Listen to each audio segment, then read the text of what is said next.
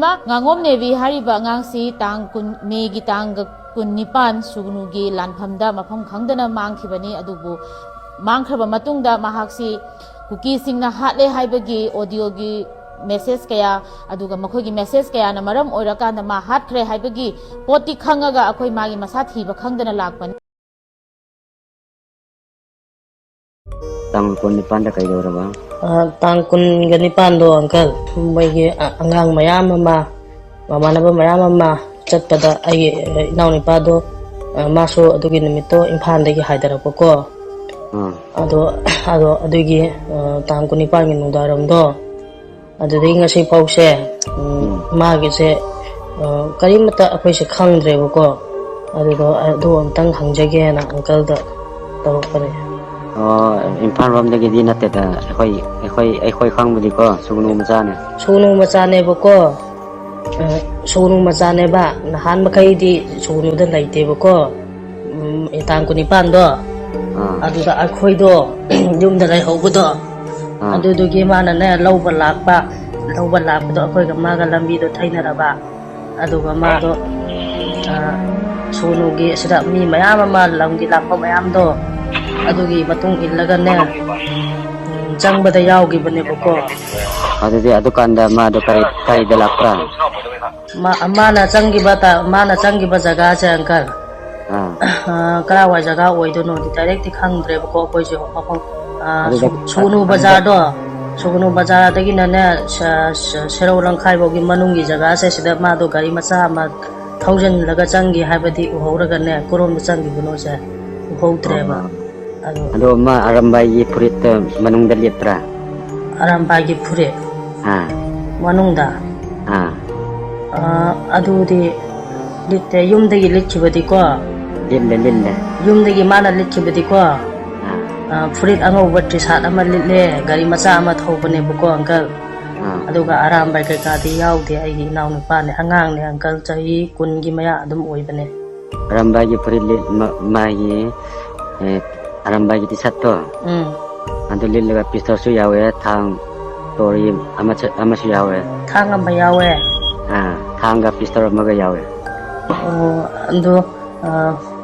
uncle adu do mang khrabra magi mapam tang khangning da yang kan da hingda to churpani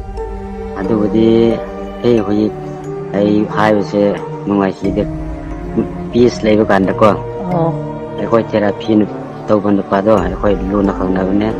adu mangwan da ai peace leba kan da si mapam ne do ai na chap chap mapam ai ta bi rakke mapam tan kan da uncle na de hojik tak pi ngamoi ta ba hui ti ai ta pi ngamoi adu angkan mado akoina ne khangning bado akoina mado hingamgidra siramadra khangdra kangawnarga leibne boko ibidi si khare hat khare amang koin ko hoi angkan adu do gari magi do gari macha yaubra angkan gari macha mudi yawe gari macha kamlaga sugnu macha ni haibidi khang boko sugnu macha ne angkan gari kham bukan da kham da bi ma no mai na kap kara wa jaga oigini adu gitu ma ke sabi mana wai dene kara wa da ke sabi rom dene ke sabi se kara wa lai no aidi khang di nang sugnu macha ni ke sugnu macha di khang adu khur sukom maming khangi najire maming khangi adu jaga adu kara khang di kom khang laga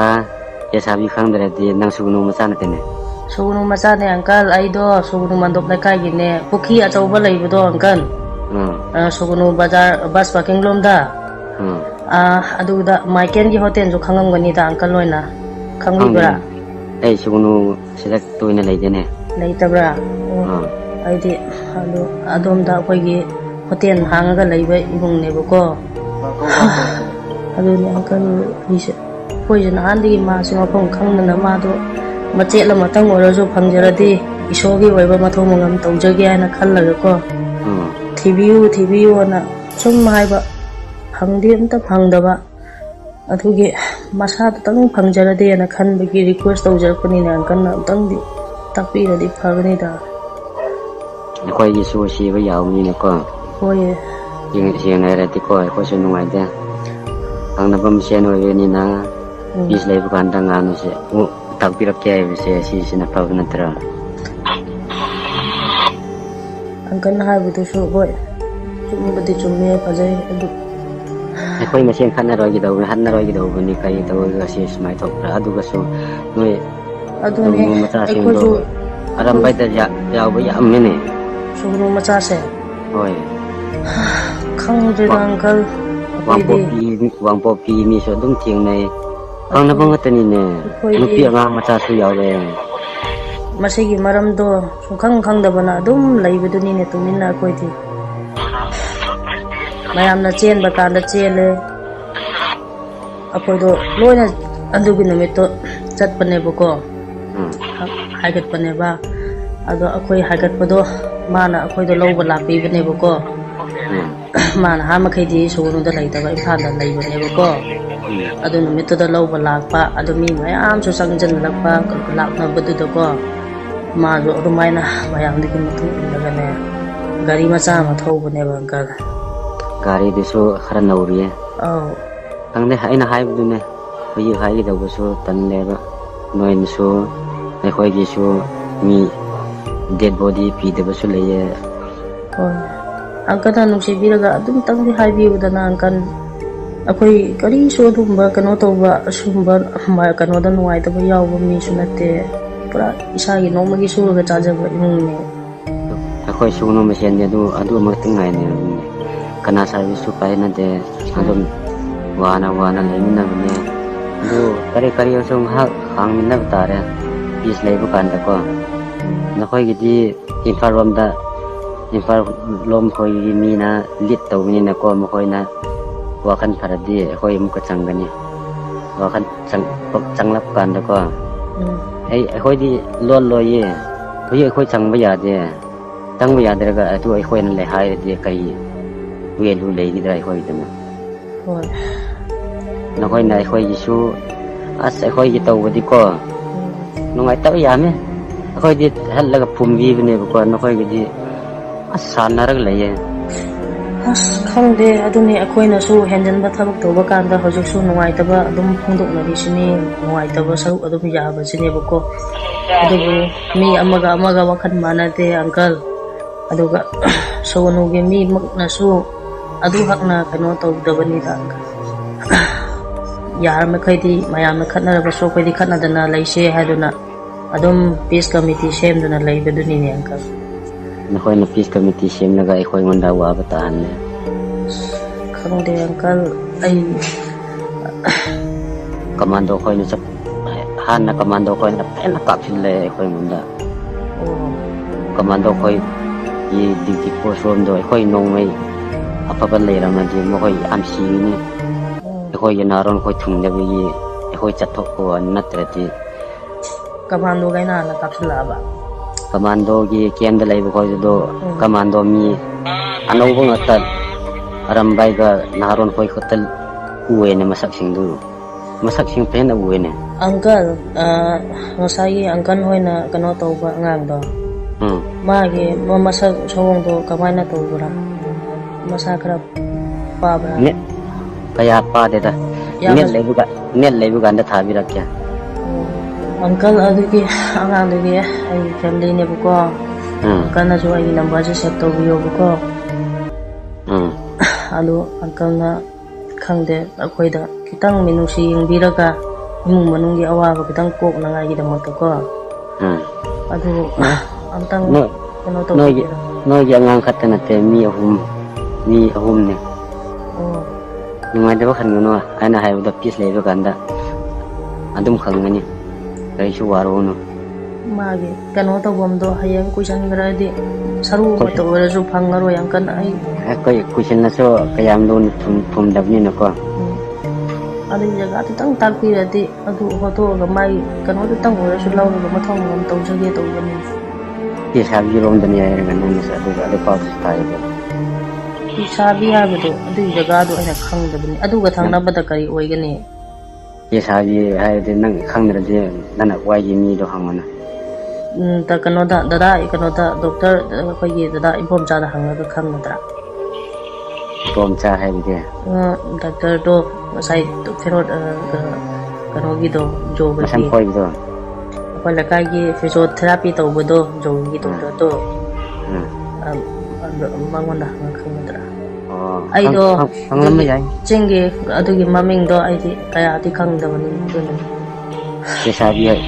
ꯍꯥꯏꯕꯗꯤ ꯈꯨꯟ ꯑꯃꯟꯕ ꯑꯣꯏꯔꯕꯅꯤꯅ ꯀꯩꯅꯣ ꯁꯦꯟꯁꯦꯞ ꯍꯦꯟꯗꯣꯛꯑꯒ ꯑꯣ ꯁꯦꯟ Joseph ꯍꯦꯟꯗꯣꯛꯑꯒ ꯎꯝ ꯈꯣꯡꯅꯥꯡ ꯄꯩꯁꯥꯕꯤ ꯈꯪꯉꯦꯅꯦ ꯈꯣꯡꯅꯥꯡ ꯄꯩꯁꯥꯕꯤ ꯍꯥꯏꯕ꯭ꯔꯣ ꯀꯟꯅ ꯍꯥꯏꯕꯗꯣ ꯀꯦꯁꯥꯕꯤ ꯍꯥꯏꯕꯗꯤ ꯈꯣꯡꯅꯥꯡ ꯄꯩꯁꯥꯕꯤ ꯍꯥꯏꯕꯗꯨꯅꯤ ꯍꯣꯏ ꯑꯩꯗꯤ ꯈꯣꯡꯅꯥꯡ ꯄꯩꯁꯥꯕꯤ ꯍꯥꯏꯕꯗꯤ ꯈꯪꯕ ꯆꯦꯁꯥꯕꯤ ꯍꯥꯏꯕꯗꯨꯗ ꯈꯪꯗꯕꯅꯤꯅꯦ ꯈꯣꯡꯅꯥꯡ ꯃꯈꯜ ꯄꯩꯁꯥꯕꯤ ꯍꯦꯟꯗꯣꯛꯑꯒ ꯑꯗꯨꯋꯥꯏꯗꯨꯗ ꯌꯦꯡꯉꯣ ꯈꯣꯡꯅꯥꯡ ꯄꯩꯁꯥꯕꯤ ꯈꯤꯇꯪ ꯍꯦꯟꯗꯣꯛꯄꯒ ꯎꯝ ꯃꯊꯛꯇ ꯑꯣꯏꯒꯗ꯭ꯔꯥ ꯑꯀꯟ ꯃꯈꯥꯗ ꯑꯣꯏꯒꯗ꯭ꯔꯥ ꯀꯣꯟꯅ ꯉꯥꯡꯅꯔꯁꯤꯀꯣ ꯑꯪꯀꯜꯅ ꯑꯗꯨꯝꯇꯪ ꯆꯥꯟꯕꯤꯗꯨꯅ ꯑꯗꯨꯒ ꯏꯈꯪ ꯈꯪꯍꯧꯗꯅ ꯉꯁꯤ ꯅꯤꯅꯤꯒꯤ ꯃꯃꯥꯡꯗ ꯑꯩꯈꯣꯏꯒꯤ ꯚꯤꯗꯤꯑꯣ ꯑꯃ ꯚꯥꯏꯔꯦꯜ ꯑꯣꯏꯔꯛꯄꯗ ꯃꯉꯛ ꯇꯁꯦꯡꯅ ꯂꯦꯜꯂꯒ ꯚꯤꯗꯤꯑꯣ ꯚꯥꯏꯔꯦꯜ ꯑꯣꯏꯔꯛꯄꯗꯒꯤ ꯍꯥꯏꯔꯤꯕ ꯃꯐꯝꯗꯨ ꯌꯦꯡꯉꯨꯕ ꯃꯇꯝꯗ ꯄꯨꯂꯤꯁꯁꯤꯡꯅ ꯑꯩꯈꯣꯏꯒꯤ ꯁ꯭ꯄꯣꯠ ꯑꯥꯏꯗꯦꯟꯇꯤꯐꯥꯏ ꯇꯧꯔꯕ ꯃꯇꯨꯡꯗ ꯃꯐꯝꯗꯨꯗ ꯁꯨꯒꯨꯅꯨꯒꯤ ꯃꯤꯌꯥꯝꯒ ꯄꯨꯂꯤꯁꯀ ꯄꯨꯟꯅ ꯊꯤꯕ ꯍꯨꯝꯕ ꯃꯇꯝꯗ ꯑꯉꯥꯡ ꯑꯁꯤꯒꯤ ꯃꯍꯥꯛꯀꯤ ꯁ꯭ꯀꯦꯂꯤꯇꯟ ꯃꯐꯝꯗꯨꯗꯒꯤ ꯐꯪꯈꯤ ꯑꯗꯨꯅ ꯑꯩꯈꯣꯏꯅ ꯊꯝꯖꯅꯤꯡꯉꯤꯕꯗꯤ ꯁꯤꯔꯕ ꯃꯇꯨꯡꯗ ꯅꯣꯡꯃꯩꯅ ꯀꯥꯞꯄꯒ ꯍꯥꯠꯇꯣꯛꯑꯕ ꯃꯇꯨꯡꯗ ꯑꯃꯨꯛꯀꯁꯨ ꯑꯁꯤꯕ ꯍꯛꯆꯥꯡ ꯑꯗꯨꯕꯨ ꯊꯥꯡꯅ ꯂꯦꯜꯂꯒ ꯚꯤꯗꯤꯑꯣ ꯅꯝꯃꯒ ꯃꯤꯌꯥꯝꯗ ꯀꯔꯦꯝ ꯀꯊꯥꯏꯅꯕ ꯍꯦꯟꯅ ꯄꯦꯜꯍꯟꯗꯕ ꯃꯑꯣꯡꯗ ꯚꯤꯗꯤꯑꯣ ꯚꯥꯏꯔꯦꯜ ꯑꯣꯏꯍꯜꯂꯛꯄ ꯍꯥꯏꯕꯁꯦ ꯑꯗꯨꯛꯀꯤ ꯃꯇꯤꯛ ꯌꯥꯝꯅ ꯀ꯭ꯔꯤꯃꯤꯅꯦꯜ ꯑꯣꯏꯕ ꯌꯥꯝꯅ ꯕ꯭ꯔꯨꯇꯦꯜ ꯀꯤꯂꯤꯡ ꯑꯣꯏꯕ ꯃꯤꯅꯨꯡꯁꯤꯒꯤ ꯁꯨꯡꯌꯥꯎ ꯌꯥꯎꯗꯕ ꯖꯥꯇꯤ ꯑꯃꯒꯤ ꯊꯧꯑꯣꯡꯅꯤ ꯍꯥꯏꯕꯁꯦ ꯈꯪꯉꯕꯅꯤꯅ ꯃꯗꯨꯗ ꯆꯦꯟꯅꯔꯤꯕ ꯀꯜꯄ꯭ꯔꯤꯠ ꯑꯗꯨ ꯑꯊꯨꯕ ꯃꯇꯝꯗ ꯂꯩꯉꯥꯛꯅ ꯃꯍꯥꯛꯄꯨ ꯀꯦꯄꯤꯇꯦꯜ ꯄꯥꯅꯤꯁꯃꯦꯟ ꯄꯤꯅꯅꯕ ꯕꯨꯛ ꯇꯧꯕꯤꯌꯨ ꯍꯥꯏꯕ ꯋꯥꯐꯝꯁꯤꯃ ꯑꯗꯨꯒ ꯑꯗꯨꯒꯨꯝꯕ ꯊꯕꯛ ꯑꯁꯤꯕꯕꯨ ꯀꯔꯤꯒꯨꯝꯕ ꯏꯖꯠ ꯑꯃꯠꯇ ꯄꯤꯗꯅ ꯃꯤ ꯑꯁꯤꯕꯗꯨꯕꯨ ꯑꯃꯨꯛꯀ ꯊꯥꯡꯅ ꯃꯉꯛꯇ ꯂꯦꯜꯂꯒ ꯁꯥꯟꯅꯔꯒ ꯑꯗꯨꯗꯒꯤ ꯍꯦꯟꯇꯣꯛꯇꯨꯅ ꯑꯉꯥꯡꯗꯨꯒꯤ ꯃꯉꯛ ꯃꯅꯨꯡꯗ ꯃꯈꯣꯏꯅ ꯊꯛꯄ ꯆꯥꯕꯒꯤ ꯕꯤꯌꯔ ꯀꯦꯟ ꯐꯥꯎꯗ ꯑꯉꯥꯡꯗꯨꯒꯤ ꯃꯉꯛ ꯃꯅꯨꯡꯗ ꯏꯟꯓꯜꯂꯝꯕ ꯑꯗꯨꯛꯀꯤ ꯃꯇꯤꯛ ꯃꯤꯅꯨꯡꯁꯤ ꯌꯥꯎꯗꯕ ꯊꯧꯑꯣꯡꯗꯨꯗ ꯆꯦꯟꯅꯔꯤꯕ ꯖꯥꯇꯤ ꯀꯨꯀꯤ ꯍꯥꯏꯕꯁꯦ ꯃꯅꯤꯄꯨꯔꯗꯒꯤ ꯄꯨꯡꯇꯥꯟ ꯇꯥꯟꯊꯣꯛꯄꯤꯈ꯭ꯔꯣ ꯍꯥꯏꯕ ꯋꯥꯐꯝꯁꯤꯃ ꯑꯗꯨꯒ ꯃꯊꯪꯗ ꯏꯃꯨꯡꯁꯤꯗ ꯑꯗꯨꯛꯀꯤ ꯃꯇꯤꯛ ꯑꯋꯥ ꯑꯅꯥ ꯇꯥꯔꯒ ꯂꯩꯔꯤꯕ ꯏꯃꯨꯡꯁꯤꯗ ꯇꯨꯡꯒꯤ ꯌꯨꯝꯕꯤ ꯑꯣꯏꯒꯗꯧꯔꯤꯕ ꯑꯃꯕꯨ ꯍꯤꯡꯇꯠ ꯊꯠꯂꯒ ꯂꯩꯈ꯭ꯔꯕꯅꯤꯅ ꯏꯃꯨꯡ ꯑꯁꯤꯗ ꯃꯍꯥꯛꯀꯤ ꯏꯃꯨꯡꯁꯤ ꯂꯩꯍꯧꯔꯤꯕ ꯃꯤꯑꯣꯏꯁꯤꯡꯗ ꯏꯃꯨꯡꯁꯤꯒꯤ ꯈꯖꯤꯛꯇꯪ ꯍꯤꯡꯕꯗ ꯃꯇꯦꯡ ꯑꯣꯏꯅꯅꯕ ꯃꯁꯥꯒ ꯆꯥꯅꯕ ꯁꯤꯟꯐꯝ ꯑꯃ ꯁꯔꯀꯥꯔꯒꯤ ꯃꯥꯏꯀꯩꯗꯒꯤ ꯄꯤꯕꯤꯅꯕ ꯁꯤꯃ ꯑꯗꯨꯒ ꯃꯔꯤꯁꯨꯕꯗ ꯑꯩꯈꯣꯏꯅ ꯑꯉꯥꯡ ꯑꯁꯦ ꯍꯥꯠꯂꯝꯃꯤꯕ ꯃꯐꯝꯁꯦ ꯁꯨꯒꯨꯅꯨꯗ ꯂꯩꯔꯤꯕ ꯑꯁꯥꯝ ꯔꯥꯏꯐꯜ 37 ꯑꯁꯥꯝ ꯔꯥꯏꯐꯜꯗꯒꯤ ꯃꯤꯇꯔ 200 ꯐꯥꯗꯕ ꯃꯐꯝꯗꯅꯤ ꯁꯣꯀꯣꯝ ꯍꯥꯏꯔꯤꯕ ꯃꯐꯝ ꯅꯤꯡꯊꯧꯒꯤ ꯃꯌꯨꯝ ꯃꯃꯥꯡꯗ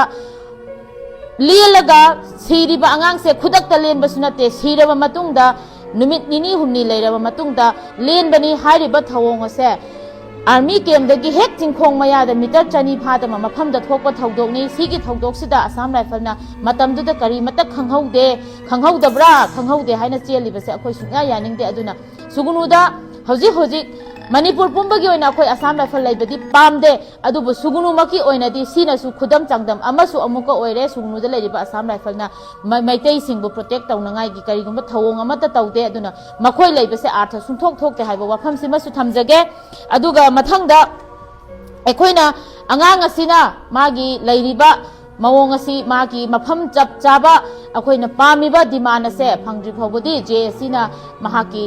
सरू पोलांग असे लौखिरोय हाइबा वाफमसिमसु लै अदुगा करिगुंबा मतम अमदा यानरक मतुंगदा लौरक मतमदसु अंगांग असिगी सरू पोलांग असे मणिपुरगी अथौबा मयामगी लैरिबा खुबम हाइगद्रा मखोयगी